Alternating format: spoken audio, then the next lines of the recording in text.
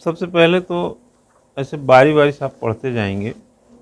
तो सबसे पहले तो इंट्रोडक्शन पढ़ेंगे, इंट्रोड्यूस। देखिए, न्यायपालिका जो है 3 इंस्टीट्यूशंस में एक इंस्टीट्यूशन माना जाता है। हमारे देश में बच्चा 3 इंस्टीट्यूशंस हैं। विधि बनाने की संस्था है संसद, विधियों को क्रियान्वयन करने की संस्था का नाम है कार्यपालिका, जिसे सरकार आप कहते हैं, मंत्रिपरिषद है जो, वही कार्यपालिका, कार्यकारी इकाई। और तीसरा जो है न्यायपालिका है। ठीक, आप अगर इसको उस फॉर्मेशन में देखेंगे तो जैसे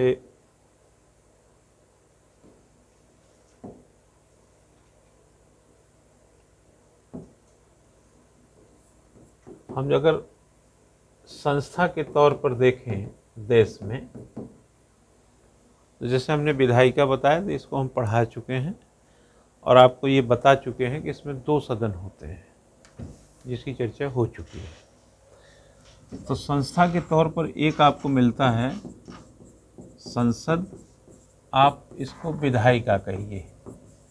ये आपका एक इंस्टीट्यूशन है जिसके 2 सदन हैं, एक में 543 और एक में 250, हालांकि इसमें 245 प्रेजेंटली हैं। ये मेंबर्स में डिवीज़न है, जिसके बारे में क्या करना है, कैसे करते हैं, ये सब आप जान गए हैं। दूसरा है आपका कार्यपालिका।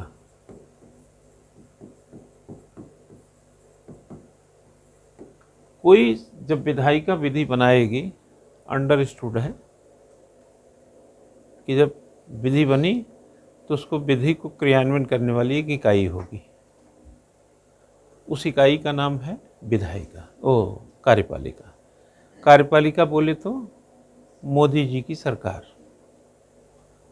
मोदी जी की सरकार मीन्स उनकी मंत्रिपरिषद मिलाकर के जो उनका एक मंत्रिपरिषद है, वही सरकार है, वही कार्यपालिका है। ठीक, इसमें भी लोकसभा के जितने सदस्य होते हैं 543 होते हैं, उसका 15% मिनिस्टर बन सकते हैं मैक्सिमम। ठीक, तो प्रधानमंत्री सहित एक आंकड़ा जो है आप जाएंगे 15% निकालेंगे, 81-82 का पाते हैं। ठीक है ना। तो ये जो आंकड़ा बनेगा, इतने लोग कार्यपालिका में हुए। पहले तो आपने देखे 543, 250, प्रेजेंटली मैंने बोला 245 हैं, 250 होते हैं इसमें। वैसे तो इसमें 552 की बात थी, 2 हटा दिया गया एंग्लो इंडियंस को, तब भी 50 नहीं होते, 543 होते हैं। अब वो सब बातें हम कर चुके हैं, इसलिए यहाँ डिस्कस नहीं करेंगे। और ये हो गए। और एक लास्ट में, अब चूंकि जो विधायिका है उसका काम विधि बनाना है और कार्यपालिका का काम है कार्यों को, उस विधि का क्रियान्वयन करना। खता तो तब हो जब हाले दिल बयां करें। हम गलत कब करेंगे? जब काम करेंगे। गलत कब बोलेंगे? जब बोलेंगे। भाई चुप आदमी गलत कैसे बोल सकता है? इंटेंशन उसका हो सकता है, उसको भी 150 गाली आती हो, लेकिन बोला नहीं तो खता भी नहीं। खता तो तब हो जब हाले दिल बयां करें। आपका हाल है गरियाने का, लेकिन आप बोलते नहीं हैं, तो हम थोड़ी ना कह देंगे कि आपने खता किया। विधियां बनी, विधियां लागू हुई, तभी तो खता होगी। सड़क बनाने की योजना और सड़क को बनाना, तभी तो पता चलेगा कि डामर कम मिला रहे हो, गिट्टी कम दे रहे हो, मोटाई कम दे रहे हो, क्या कर रहे हो। तभी तो पता चलेगा जब एग्जीक्यूशन होगा उसका। तो सारा बाउंडर कहाँ पर आकर मचता है? कार्यकारी तौर पर, जब उसका कार्य किया जाता है। तो कार्यपालिका विधियों को लागू कराने की एक संस्था है और शब्दांशतः जैसे कि विधि बनाई गई है जनता के इंटरेस्ट को देखकर, हित को देखकर, अगर वैसा ही उसमें सचमुच का दिखता है तब तो जनता का भला ही भला है। लेकिन अगर कार्यपालिका कहीं से त्रुटिपूर्ण हो गया कार्य, इंटेंशनली हो या ना हो, पैसे का गमन हो गया, सड़क ठीक से बनी नहीं बनी दिखा दिया गया, बनी धंस गई, टूट गई, पैसा वेस्टेज हो गया, ये सब पता कब चलेगा? जब कार्य होगा। तो अच्छी सरकार का पता केवल सरकार बनाने से नहीं होता, क्योंकि कार्यपालिका सरकार है, कार्यपालिका मोदी जी की सरकार है वर्तमान में। तो वो जो करेंगे उससे नापतोल होगा कि इनकी सरकार कैसी है। ठीक है। लेकिन अगर करते समय कोई ऐसी त्रुटि होती है जो संविधान सम्मत नहीं है, जो जनता के अधिकारों का हनन हो गया, उल्लंघन हो गया, दिक्कत हो गई उसको, तो उसी विधि की व्याख्या का अधिकार किसके पास है? न्यायपालिका के पास। तो आपने विधायिका पढ़ा, कार्यपालिका पढ़ा, अब न्यायपालिका पढ़ेंगे। तो वो अपने पावर से क्या करेगी? सब अपना पावर में ही काम करता है, कोई किसी का पावर इनक्रोच नहीं करता और कोई किसी के पावर को से अपने को एम्पावर नहीं करता। अपना अपना पावर सब इस्तेमाल करते हैं। तो क्या करेंगे वो अपने पावर से क्या करेगा? विधि की व्याख्या का पावर। जैसे विधायिका के पास विधि बनाने का पावर है, कार्यपालिका के पास विधियों को क्रियान्वयन का पावर है, ऐसे न्यायपालिका के पास उसकी व्याख्या का पावर है। व्याख्या करके क्या पाएंगे? पाएंगे कि ये संविधान के अनुरूप नहीं है, तो वो उसको जो चीर फाड़ करना है, जो सर्जरी करना है, वह काम करने का काम न्यायपालिका करती है।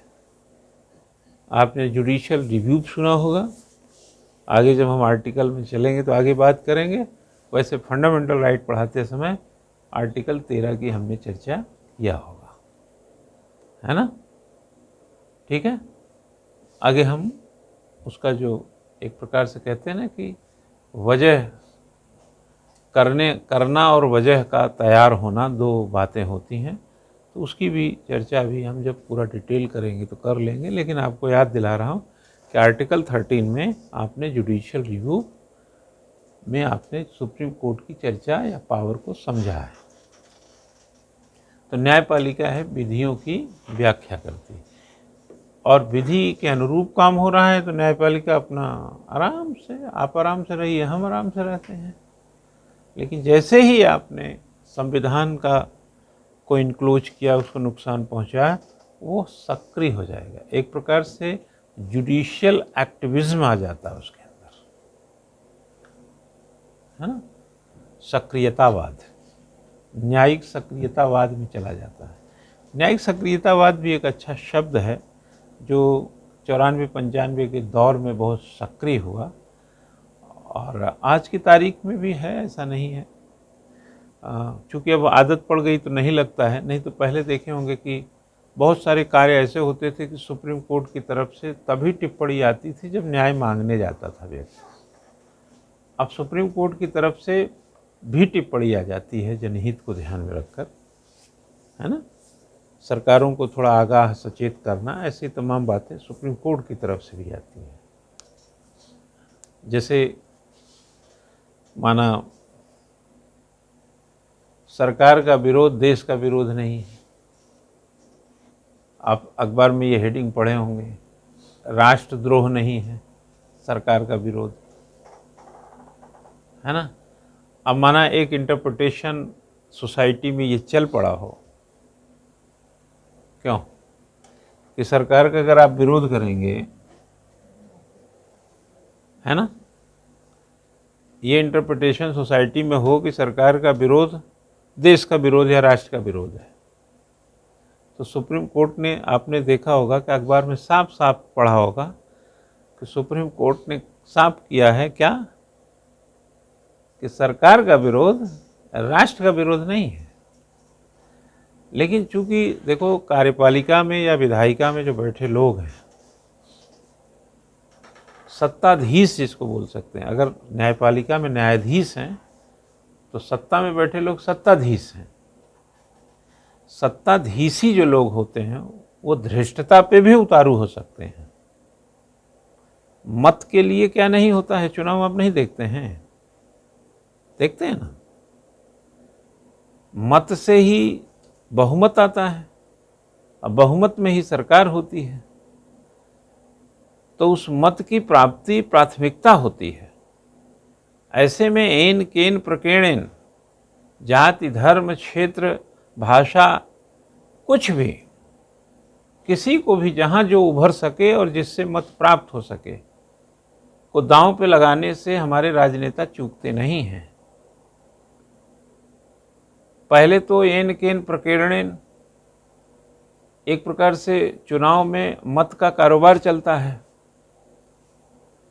उसके बाद मत से बहुमत बनता है, उसी बहुमत से के कारण सरकार बनती है, और इसके बाद भी सरकार अगर अपने कार्यों में सकारात्मक ना हो, सही ना हो, पब्लिक इंटरेस्ट में उतना दुधारू गाय ना हो, और जनता तिलमिला करके सरकार के आलोचक बन जाए, उसके नीतियों का विरोधी बन जाए, तो आप ये भी एक एजेंडा बना दीजिए, एक इशू बना दीजिए कि सरकार का विरोध राष्ट्र विरोध है, और एक ऐसी मनोदशा, एक ऐसी लहर, एक ऐसी बयार, एक ऐसे हवा पानी बनाने लगिए,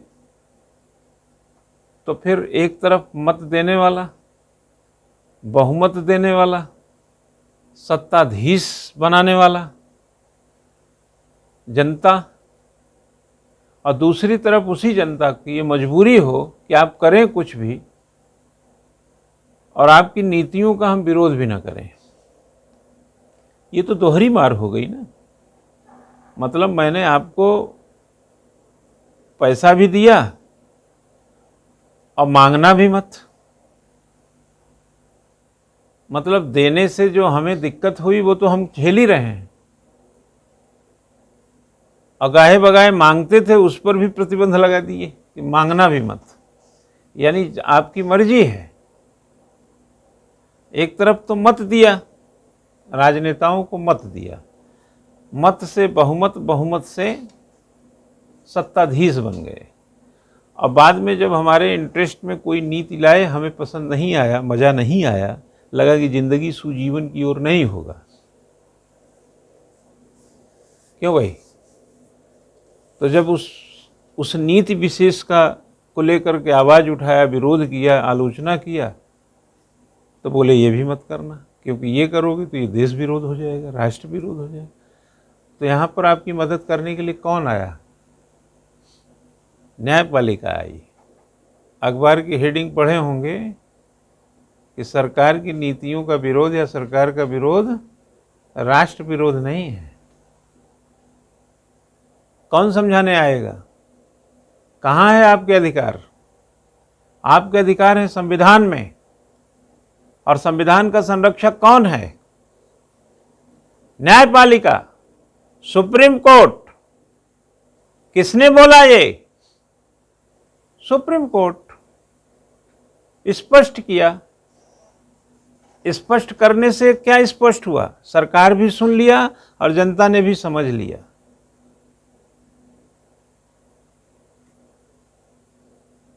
जैसे एक व्यक्ति आपके मन में किसी के प्रति अपने प्रतिष्ठा को बनाने के लिए एक नया दृष्टिकोण भर रहा हो, और वहीं पर एक दूसरा समझदार व्यक्ति आ जाए और बोले कि इनकी हर बात मानना तुम्हारी बाध्यता नहीं है, तुम स्वतंत्र हो इनकी बात कौन सी नहीं मानने के लिए और कौन सी मानने के लिए, ये तुम्हारी कोई मैंडेटरी नहीं है, मजबूरी नहीं है।